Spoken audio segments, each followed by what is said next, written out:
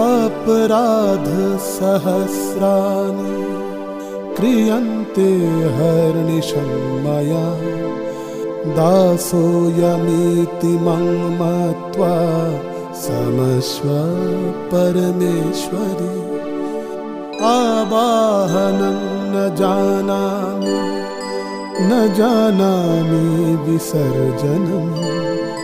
पूज्यं चैव न जानामि क्षम्यतां परमेश्वरि मन्त्रहीनं क्रियाहीनं भक्तिहीनं सुरेश्वरि यत्पूजितं मया देवी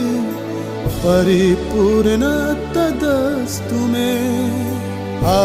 अपराधशतं कृत्वा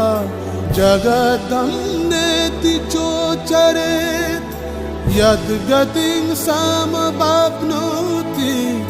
न तत् ब्रह्मादयः